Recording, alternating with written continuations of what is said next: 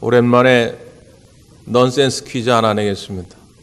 물은 물인데 사람들이 제일 좋아하는 물은 어떤 물일까요? 뇌물? 마음 상태가 좀 수상하신데 비슷합니다. 선물이죠, 선물. 뇌물이라고는 상상도 못했는데 사람들 저는 뇌물을 안 좋아하기 때문에 모든 사람들이 제일 좋아하는 것은 선물이죠. 보통 이제 뭐 명절 때나 무슨 기념일 되면 뭐 해줄까 그러면 아예 됐어 그런 거 신경 안 써도 돼. 하지만 선물을 해주면 입이 이만큼 찢어지죠. 이게 모든 사람이 다 공통점입니다. 저는 개인적으로 잊지 못할 선물이 하나 있는데 전에 여러분에게 말씀드렸듯이 캐나다에 있는 제 고등학교 후배가 이제 우리 교회 저를 검색하다가 이 설교 동영상이 담겨진 유튜브를 찾아가지고는 그 유튜브에서 이 설교를 보다가 제가 설교 시간에 제 사무실에 간식거리가 좀 있어가지고 아이들 지나가면은 아이들에게 이제 간식을 준다고 그러니까 자기도 그 일에 좀 동참하고 싶다고 캐나다에서 나름대로 맛있는 고급 스낵, 고급 과자들을 포장을 해가지고 보낸 거예요. 보내면서 저한테 전화를 한 거예요. 형, 항공편으로 보내면 너무 비싸기 때문에 보낼 수가 없고 배편으로 보내는데 오늘 붙이긴 붙이는데 이 전화 끊는 순간 잊어버리시라고. 잊어버리시고 가만히 있으면 어느 땐간 온다고. 진짜 그럴까 싶었는데 정말 한 일주일 지나니까 잊어버리게 되더라고요. 그런 전화를 했던 것조차도 잊어버리게 돼요.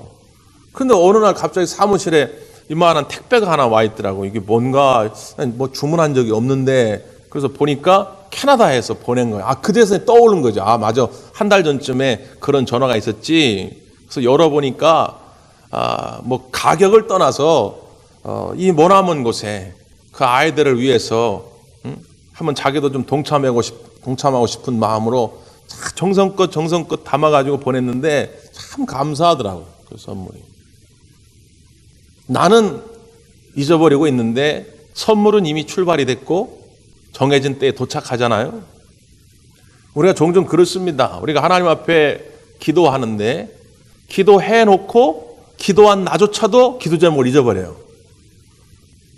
송구영신 예배 때마다 1년의 기도 제목을 적어가지고 기도 카드를 내라고 하잖아요. 제가 가끔 생각이 나가지고 집사님 어떻게 그 일은 잘 되고 있어요? 하는데 본인도 그 1년 전에 기도 카드에 넣은 제목을 잊어버리고 있어요. 여러분, 나는 내가 기도한 내용을 잊어버리고 있는데 하나님은 여러분이 기도한 내용을 여러분이 1년 전에 했건 5년 전에 했건 10년 전에 했건 20년 전에 했건 하나도 잊지 아니하시고 기억하시는 줄 믿습니다. 그래서 하나님의 선물은 이미 출발이 됐어요. 우리가 딱 정한 그 시점은 아닐지라도 하나님이 정한 시점에 도착하도록 하나님의 선물은 하나님의 나라에서 출발했다 그 말이에요. 기도한 것 기대하는 마음으로 기다리십시오. 반드시 여러분 가운데 이루어질 줄 믿습니다. 사람들은 자기의 이름, 자기의 존재가 모두에게 다 기억되어지고 인정되어지기를 바랍니다. 반대로 잊혀지고 버림받고 하는 것을 굉장히 싫어하죠. 요즘 매스컴에서 연예인들의 이 마약에 관한 프로포폴에 관한 이야기가 계속 나옵니다. 우리가 알고 있던 유명 가수, 유명 배우들, 그들이 왜 마약 중독에 빠질 수밖에 없는가? 가장 큰 이유 가운데 하나가 뭐냐면 대중들로부터 잊혀질까 하는 두려움입니다. 지금은 나름 인기가 있어가지고 어디 가면 환호와 박수갈채를 받지만 이 인기가 식어져가지고 나는 버림받는 건 아닐까? 잊혀지는 건 아닐까? 실제로 막 여기저기 출연을 많이 했던 그런 배우들, 가수들이 어느 날부턴가 방송국에서 불러주지도 않고 영화에서도 캐스팅이 안 되고 하다가 결국 우울증에 빠져가지고 극단적 선택을 한 많은 연예인들을 우리가 알고 있습니다. 두려운 일이죠. 지난 4월 16일이 세월호 참사 일어난 지 5주년 되는 그런 날이었습니다. 아침부터 SNS가 난리가 났어요. 물론 저한테도 그런 기사들이 떴죠. 뭔가 하니 전직 국회의원 한 정치인이 자기 SNS에다가 글을 하나 올렸는데 제 입이 더러워질까 봐 차마 옮기진 못하겠는데 뭐라고 표현했냐면 참 징하게 헤쳐먹는다. 아니, 자식들을 가슴에 묻고 지금 5년 동안도 그 슬픔에서 온전히 자유하지 못한 그 유가족들, 부모들을 향해서 야, 그만 좀 헤쳐먹어라. 도대체 이런 말을 할 수 있을까? 여러분, 우리가 어떤 말과 행동을 할 때 이것이 정말 맞는 것인가 틀린 것인가 분별하기 위해서 그때마다 묻고 또 물어야 할 기준이 하나 있습니다. 그것은 뭐냐면 예수님이라면 어떻게 하셨을까? 예수님이라면 지금 이 순간 나처럼 생각했을까? 예수님이라면 지금 나처럼 말하려고 했을까?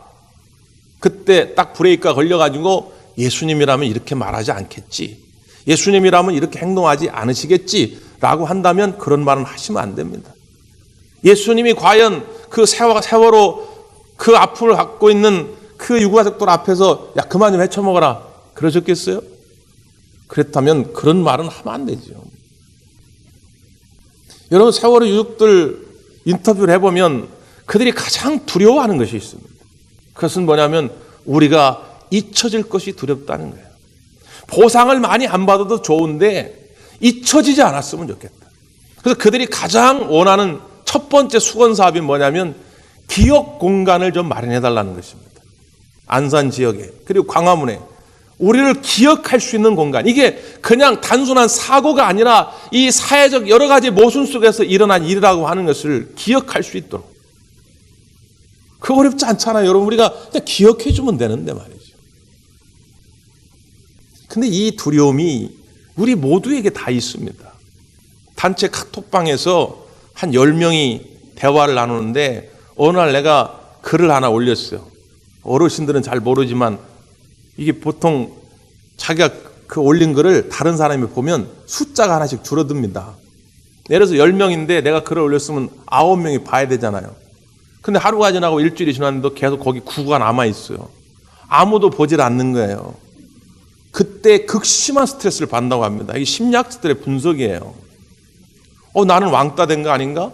내가 글을 올렸는데 아무도 읽지도 않아. 대꾸도 하지 않아. 이거 나만 빼고 이 인간들 딴 데 가서 지들끼리 또 뭐 방을 따로 만들었나? 별 생각이 나답니다. 나 혼자 잊혀진다고 하는 것에 대한 두려움. 학교를 졸업하고 여러 친구들이 함께 회사에 지원서를 냈어요. 회사에서 돌아가 계시라고 합격자들 연락해 주겠다고.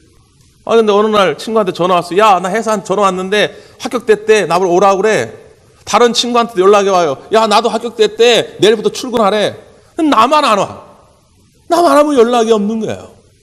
그때 그 초조함, 그 두려움은 참 말로 다 할 수가 없는 거죠. 명절 때가 되면 노인들의 자살률이 급증합니다. 평소 때보다 몇 배의 자살이 일어나요. 왜 그런지 아십니까?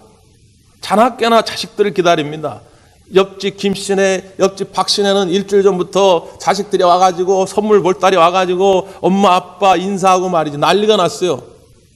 근데 명절날이 된데도 여전히 내 자식들은 전화 한 통 없습니다. 자식들이 나를 잊었구나. 나를 버리는구나. 이 노인들이 견딜 수가 없는 거예요. 그래서 스스로 극단적인 선택을 하게 됩니다. 오늘 본문의 말씀 가운데 보면 이스라엘 백성들은 심지어 그 의심, 그 공포심이 하나님까지 도달합니다. 하나님을 향해서 이 마음을 품게 된 것이지요. 자, 성경은 이렇게 기록합니다. 14절 한번 보세요. 14절. 시작.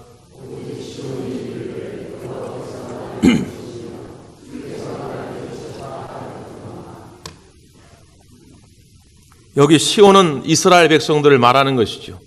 역사적 배경은 이스라엘 백성들이 바벨론의 포로가 되어 잡혀가 살게 된 것입니다.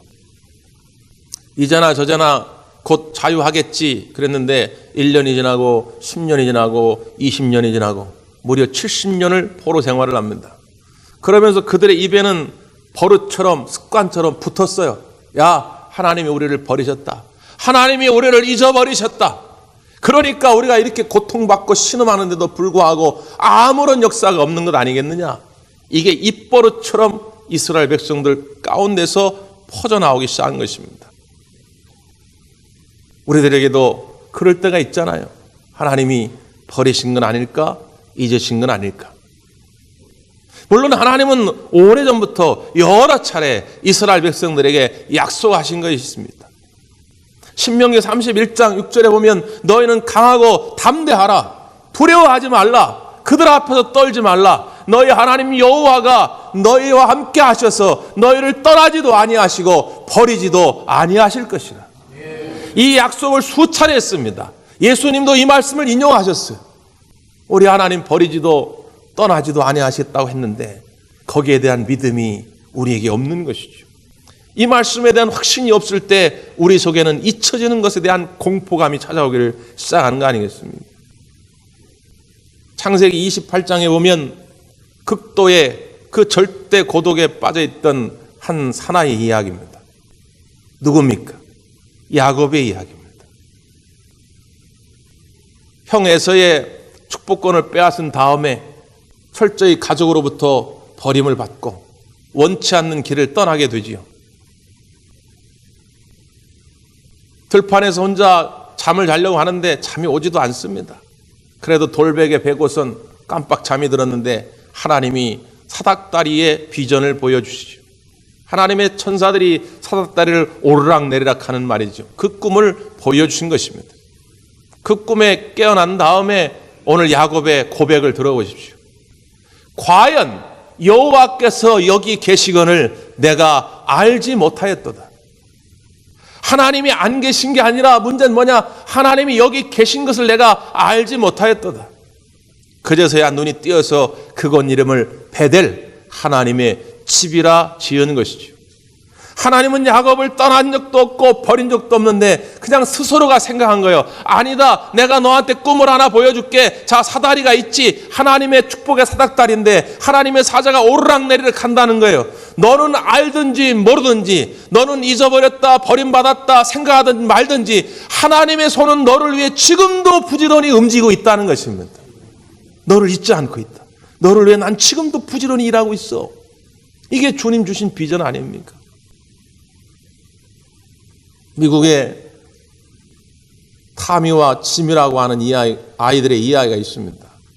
두 아이가 초등학교 때 부모님을 여의게 되고 고아가 됩니다. 어쩔 수 없이 고아원으로 가게 됐는데 초등학교 선생님이 고아원으로 간 두 아이를 붙들고 하나님은 너희들을 버리지 않으실 것이다. 늘 하늘을 보고 별을 따라. 기왕이면 작은 별이 아니라 큰 별을 보고 큰 별을 따라. 큰 꿈을 가지라는 얘기겠죠. 근데 이 아이들이 고아원에 가서 중학교에 진학을 했는데 좋지 못한 친구들하고 어울리면서 여러 가지 일탈 행위를 하게 됩니다. 학교에서 몇 번의 경고를 했음에도 불구하고 아이들이 고쳐지질 않아요. 결국 학교에서는 이 두 아이를 퇴학시킵니다. 그 소식을 초등학교 선생님이 듣고선 두 아이를 다시 찾아갑니다. 얘들아, 몇 년 전에 선생님이 너희들한테 했던 얘기 아직 잊지 않았지? 하나님은 너희들을 버리지 아니하신다.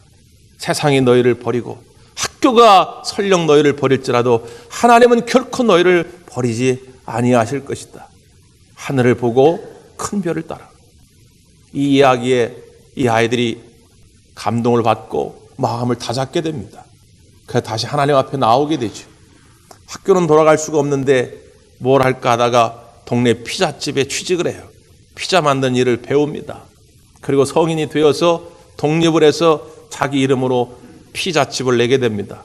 그 맛이 미국 전역에 소문이 나게 되고 미국 전역에 1,400개의 체인을 갖게 됩니다.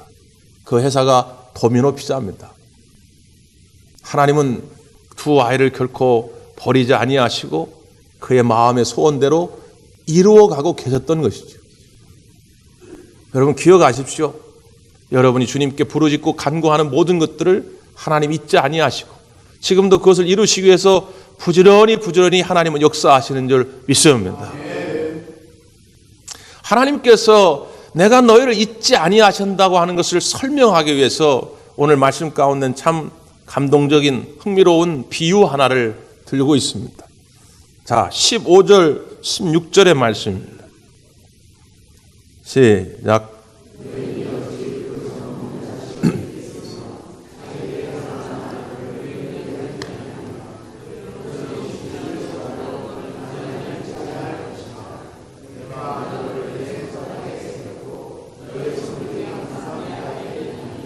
아멘.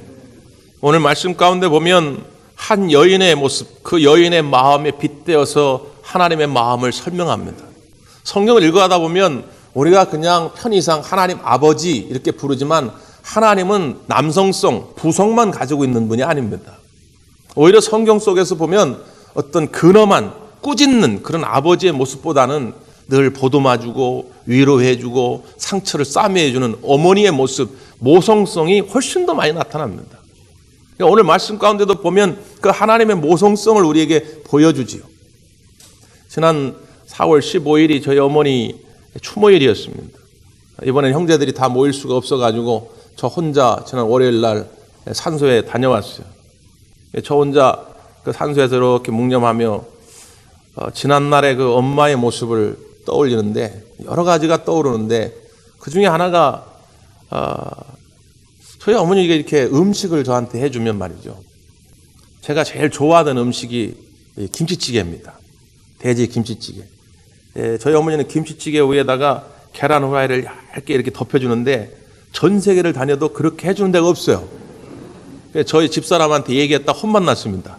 이게 천국 가서나 다시 먹지 그런 김치찌개를 먹을 수가 없는데 그게 엄청 맛있어요. 막 먹고 있으면은 그 옆에서 어머니가 뭐라 하면 야 고기를 더 넣었어야 되는데 아유 고기가 별로 없지. 야 혹시 짜진 않니? 아유 조금 싱겁게 했어야 되는데 야 싱겁진 않니? 아유 좀 간간히 했어야 되는데 너무 뜨겁진 않아? 아이고 어떡하나. 아니 어머니 충분히 맛있어요. 난 너무 좋아요. 근데도 어머니는 옆에서 계속 미안해 하십니다. 더 많은 사랑을 주고 싶은 그 어머니의 마음. 제가 집을 이사할 때도 어머니 이번에 돈이 좀 없어가지고 전체 리모델링은 못할 것 같다고. 그러니까 무슨 소리냐고 화장실이라도 리모델링을 꼭 해야 된다고.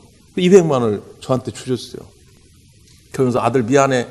내가 더 많이 줘야 되는데 리모델링 하면 더 줘야 되는데 200만 원밖에 못 줘서 미안해. 아니 200만 원도 많은 돈 아닙니까?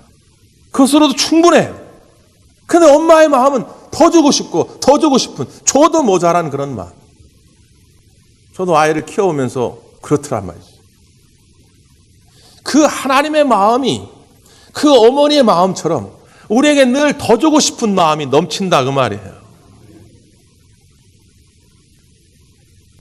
자기 배에서 난 아이를 긍휼히 여기지 않겠느냐. 혹이나 만에 하나 100만 분의 하나 혹이라도 육체의 엄마는 그 아이를 잊어버릴지라도 나는 너희를 잊지 아니할 것이다. 나는 너를 손바닥에 새겼느니라. 손에 썼다 이렇게 표현하지 않고 왜 손바닥에 새겼다 했겠습니까? 손에 쓰는 것과 손바닥에 새기는 것에 큰 차이가 있죠.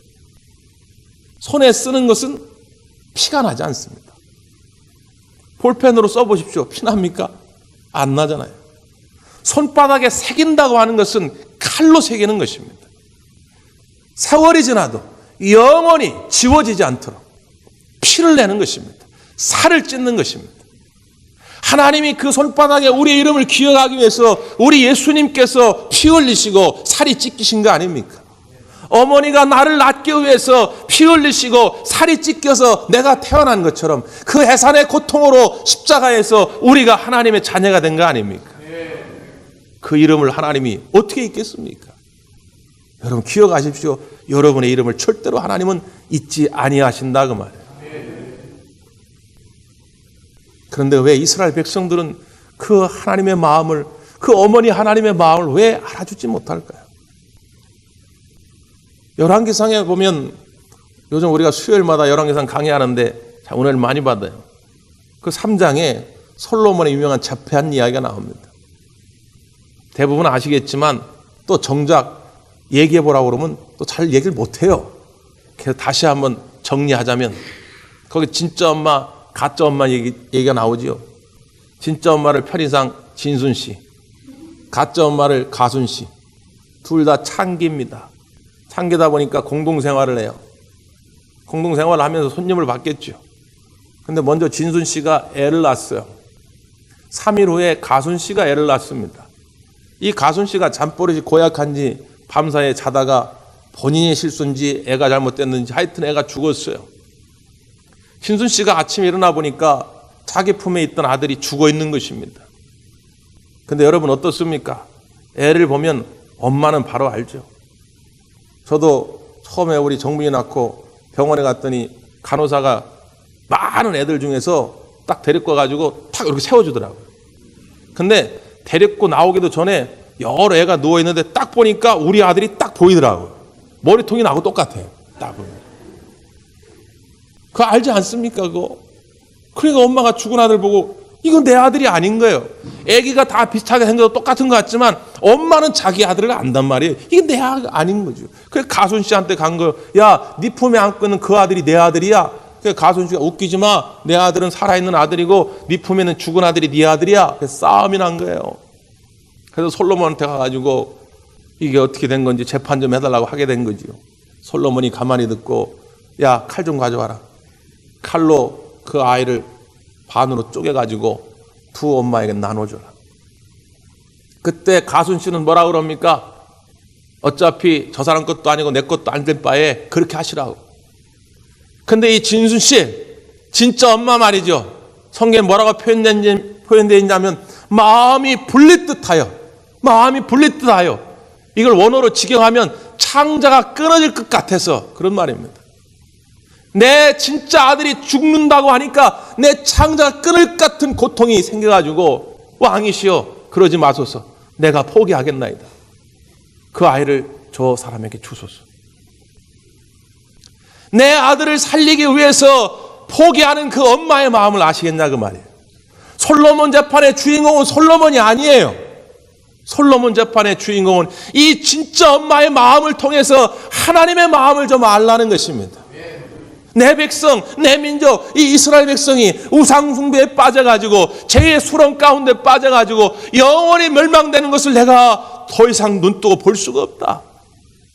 가슴은 아프지만 내 백성을 살려야 하기 때문에 바벨론의 포로로 끌려가는 것을 두고 볼 수밖에 없는 그 하나님의 마음을, 이 엄마의 마음을 빗대어 소개하고 있는 거죠. 여러분, 우리가 힘들고 아파할 때 우리 하나님은 웃을 것 같습니까? 좋아할 것 같습니까? 우리 하나님은 더 아파요. 하나님은 우리를 살리시기 위해서 어쩔 수 없이 때로는 그렇게 내어놓을 수밖에 없었다고 하는 것을 오늘 이스라엘 백성들에게 보여주는 것이죠. 그러나 이게 끝이 아닙니다. 하나님은 오늘 이사야 선지자를 통해서 그들에게 희망의 메시지를 다시 던져주는 것이죠. 자, 마지막 결론입니다. 27절의 말씀, 아니 21절입니다. 21절 시작.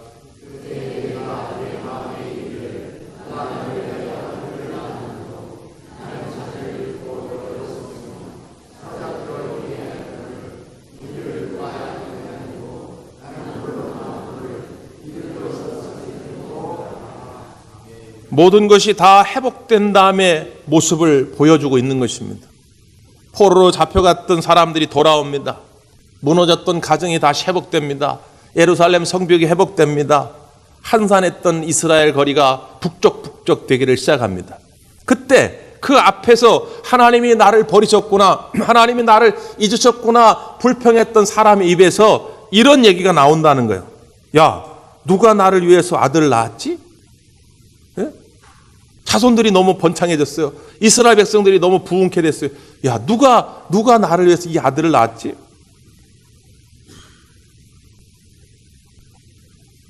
나는 자녀를 잃었고 외로워졌고 사로잡혀 유리하였는데 누가 양육했지? 나는 홀로 남았는데 이들이 어디서 생겼지? 지금 놀랄 만한 축복이 막 쏟아지기 시작하니까 야, 나는 완전히 다 절망의 끝에 서가지고 난 모든 것을 잃어버린 줄 알았는데, 하나님이 나를 잊어버리신 줄 알았는데, 아니 어떻게 이런 것들이 이렇게 다시 다 회복되고 다시 이렇게 은혜가 넘치게 됐지? 이런 고백들이 터져나오는 때가 곧 올 것이라는 거예요. 누가 했겠습니까? 하나님이 하시는 거예요. 하나님. 여러분에게도 그날이 옵니다. 야, 나는 다 끝난 줄 알았는데, 나는 이제 다 죽게 생긴 줄 알았는데, 어떻게 내가 이렇게 살아나게 됐지? 어떻게 내가 이렇게 다시 번성하게 됐지? 내가 어떻게 이렇게 행복하게 됐지? 누가 이렇게 이룬 거지? 하나님이 하신 거지. 기대하면서 오늘도 소망 가운데 사시기를 바랍니다. 기도하겠습니다.